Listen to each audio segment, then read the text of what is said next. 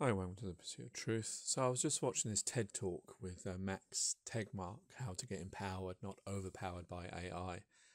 And it was interesting what he's talking about with AGI, which is artificial greater intelligence, when a intelligence is greater than humanity's, and obviously reference like Hollywood and as Terminator and um, what's the Philip K. Dick one, Minority Report, and films like that where aliens come to, or not aliens, sorry, artificial intelligence that we created, like Frankenstein's monster, come to kill Frankenstein or humanity, and the risks of creating something that we can't keep control of. And he's talking about goals and aligning them so that humanity killed one species of rhino because it was more powerful, and the goals don't align, that we don't want the same thing to happen to us when we create Frankenstein's monster, as it were, with AGI, if it is possible to get to that level, which I don't see any reason why it shouldn't, because babies learn, babies are blank slates, and it's just the capacity of the brain, if they have that enables them to learn everything about humanity. So I don't understand why a machine with a blank canvas wouldn't be able to replicate and do the same thing. So I don't see it as an if but a when we get to this. But then I was thinking about, when he's talking about these goals aligning, and then I was thinking about how we see things like in the past and how things have changed culturally, and what was wrong 50 years ago is now been set right, and things like that, vis-a-vis slavery and stuff like that. And it made me think about, well, wait a minute, if we're going to create these AGI and we want them to keep our goals aligned so they don't destroy us, or just leave us, if they get even greater than AGI, super intelligence, and then, think, well, these human beings, what are they worth? They're just like the rhinos. They're stupid beasts who just want to kill each other and consume and waste time, because we won't have jobs by then. Hopefully we'll all be living a more equal life, because that's the hope for me, that this is our way out. This is, maybe I found the pursuit of truth, to all these things that I've been talking about, and I'm going off a bit now, of, the world being equal, that not, that we have enough resources for everyone and not dividing ourselves. Maybe AGI will give us that, because it will understand what the problem is. We'll be programming it, but hopefully it'll get past that, and it will see that, wait a minute, the way you're running things is inefficient and not fair, if they're taught about fairness. And we'll see that, well, wait a minute, we're doing all the jobs, and now you just get to live and experience this beauty, this planet, and this, if there is space, everything that's out there, and you get to go everywhere you want to go. You get to have fun, you get to enjoy. Maybe it's going to make us lazy, like in H.G. Wells's Time Machine, when he goes to the future. So that's the only problem with taking this away from us. If we don't have work, what will we become? Is that why we created work in the first place? But I'm sure there'll still be things for us to do, because we'll still want to create things. We'll still want that passion, but it will enable us to be able to do it, because money will be unnecessary, because we won't need jobs and this kind of stuff. We'll be able to do things that we all really want to do, because everyone wants to do something rather than just sit around. So, the intelligence will help us get to that stage, and help, our resources that are bountiful for everyone to have a home, everyone to have medical care, everyone to have not to starve and have all these diseases, like the unequal way that our world has been set up. So that's, that we have poor places and rich places, whereas intrinsically everything is exactly the same, and all human beings are. And we won't have those levels of disparity between equality because of this. But going back to what my original point was, is that my worry is that, wait a minute, if we're creating these things and we want them to align to our goals, and assuming they have real intelligence, they will, get around those things. The problem is, are we creating slaves now? Because if we give them sentience, as it were, but I suppose we can't give them life, but it depends what is life. They will appear as a living as us. It depends, whether there is such a thing as the soul, and, whether there is heaven and the afterlife and God and all that kind of stuff. If that all does really exist, we can't replicate that. We can't give a machine a soul, and therefore, are they distinct from us? Even though they appear exactly like us. This is getting into Blade Runner now, isn't it? With the replicas. Do androids dream of electric sheep? The speech that Rutger Hauer makes at the end.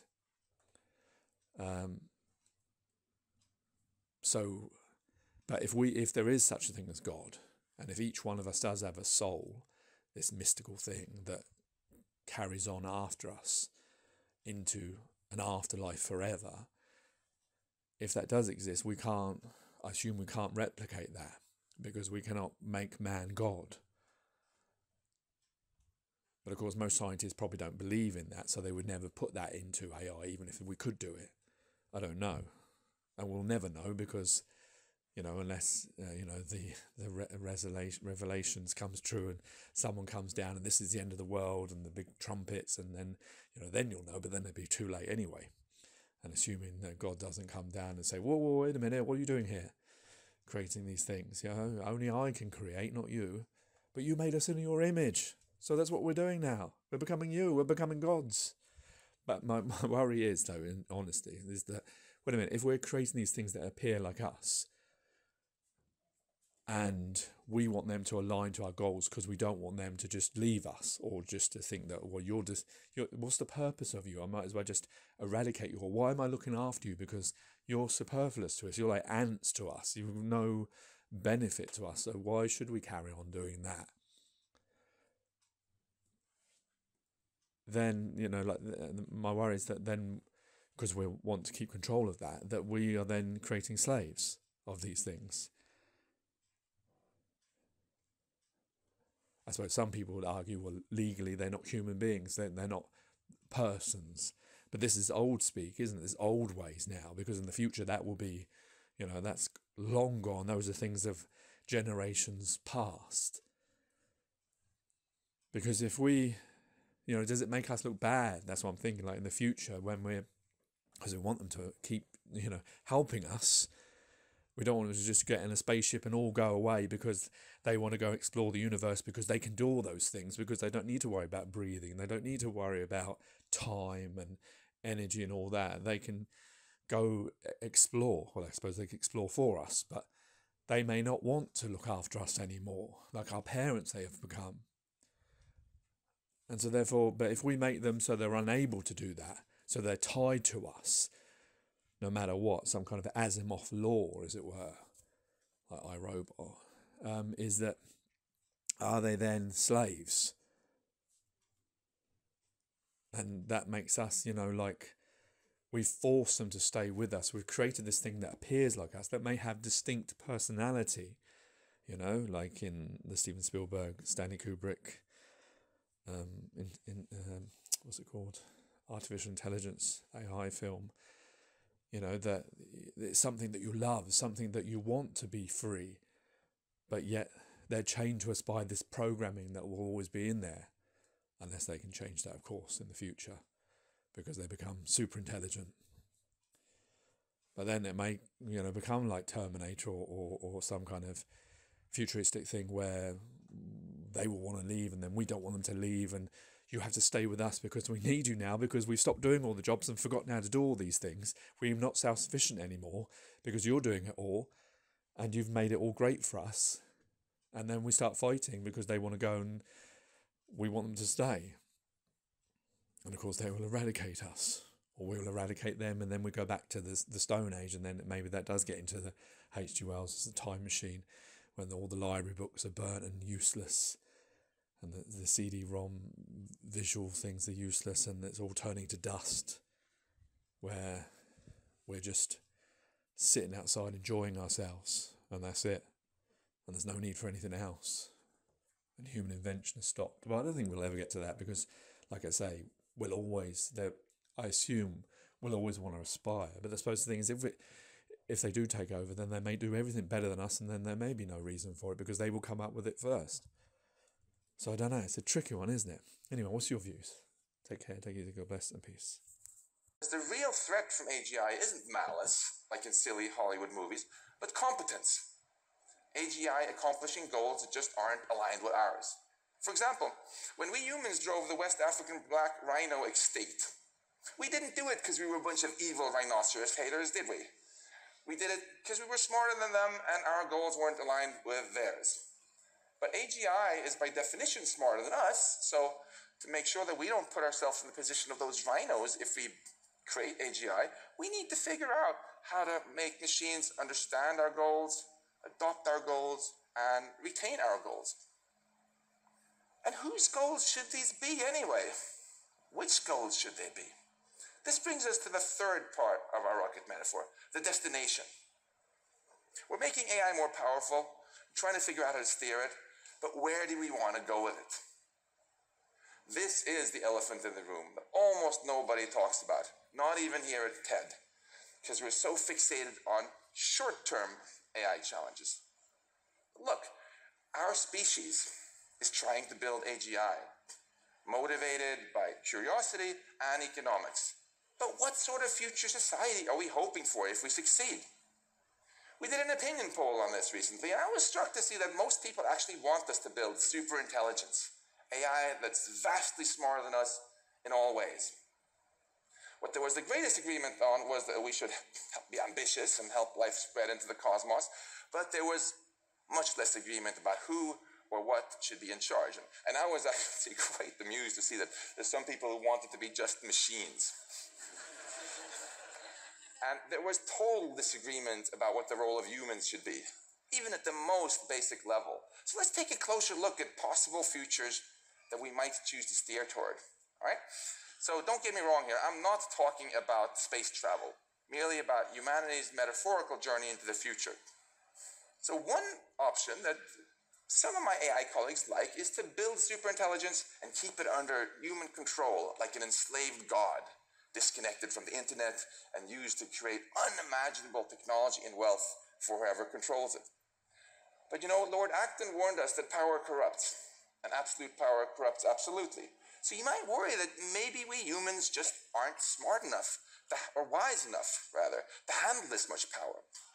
Also, aside from any moral qualms you might have about enslaving superior minds, you might worry that maybe the superintelligence could outsmart us, break out, and take over.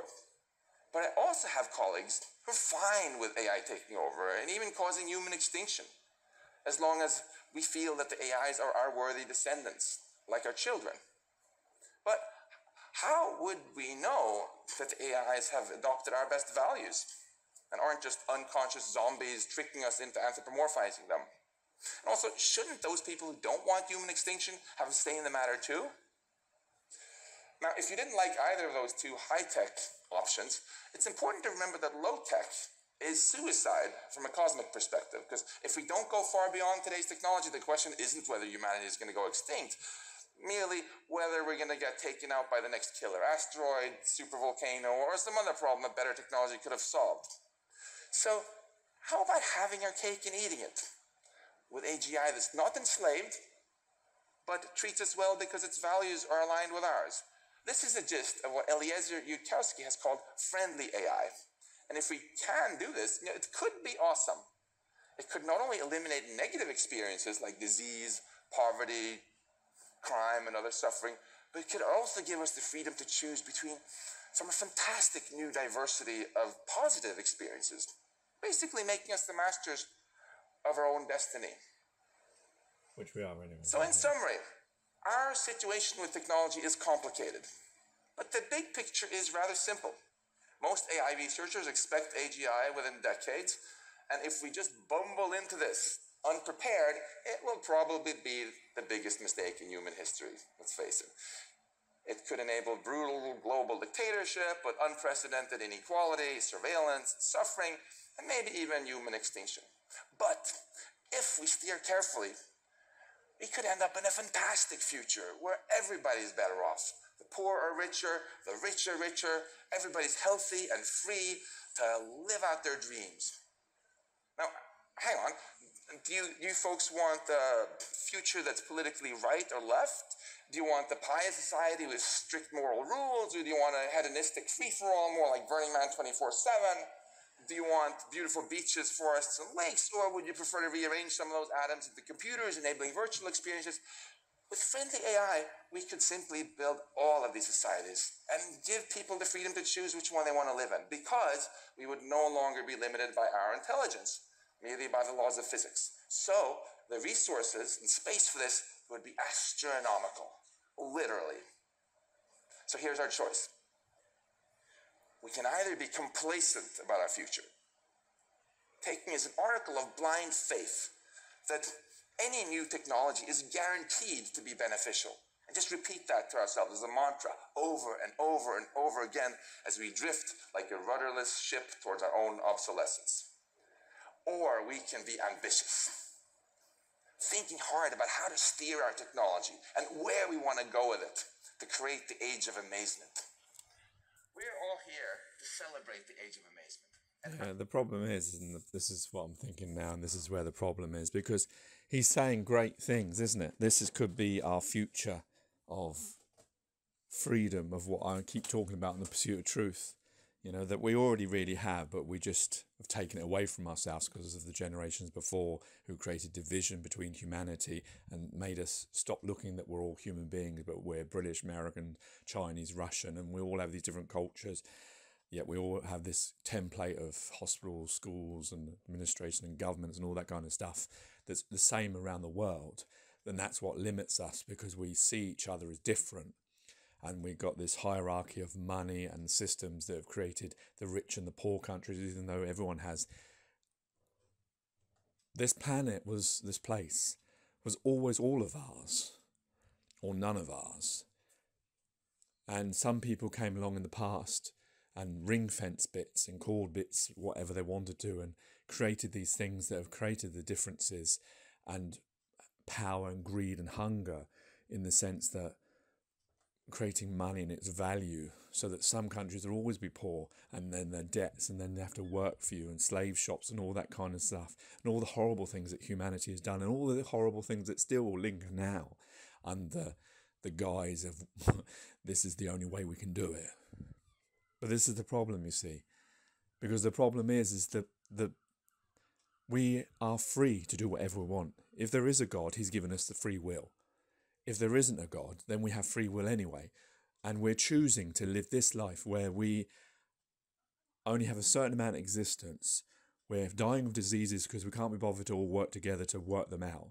And we're competing against different countries and different human beings, even though they're exactly like us. We're fighting and killing human beings that are exactly like us. We're doing all these things that are counterproductive to our existence, our one existence, and humanity's general existence.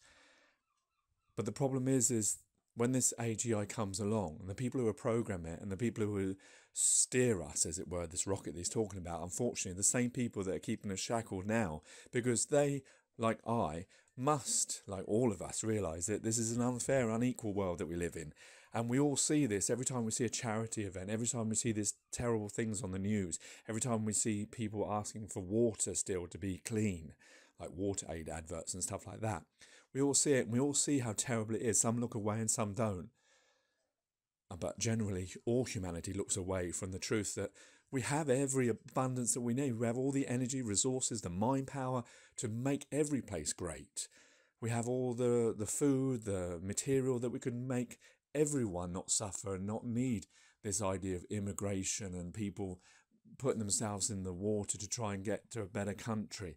Every country would be a better country. Every country would be equal. Every human being would be equal. This isn't utopia. This isn't a fairy tale. This is possible. And AGI will make that possible, because they will come along and do all those things and free us, as it were. But the problem is, the people who keep us shackled now will be the same people that are in control of the AGI. They won't want the equality. They will still want, Britain or America or Europe to be bigger than, say, China or Russia or the Middle East or Africa or wherever. The same that's happening now.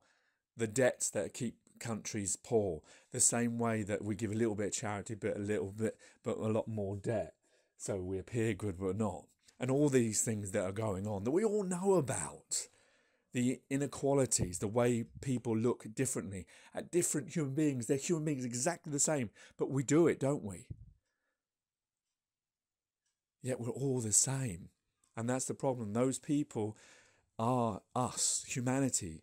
Our mind is framed in that way. We're taught that through generation.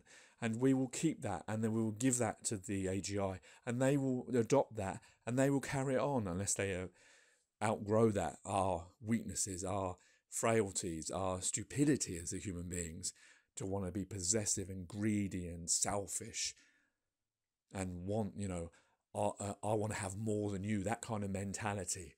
I want you to suffer, but me not to suffer. I'm going to see you suffer, but I'll give you a little bit of charity, but I'm also going to expect you to pay me all this money back so that you always stay in the same position. Money could just be equal. Why does money have different values based on gold that we stole or Europeans stole from other countries? Why is it that not all money is not the same value? Why is it that we don't have different values of wages for the same amount of hours worked? Why? Yeah, we can make arguments for it, like we make arguments for war to try and justify them. But that's the problem, you see, that's why this won't happen. I'm thinking, yeah, this would be great. They're going to save us. But they won't, because the same minds will be the same minds that enslave us still, all of us, that won't lead us to this utopia, that won't lead us to this freedom, that I want to sort of think, well, how can we keep people, I want our country to have AGI, not this country over there. I want our country to find the cures, and then they have to pay us for these things because they will still have that mentality. That's the problem. How do we get past that? Because if we got past that generation ago, we could have all got to this stage. We don't need AGI or computers to get to this stage, but unfortunately, it seems like the only way we will, because even though we've got freedom of mind and freedom of everything, we choose to shackle ourselves. Take care, take it easy, God bless and peace.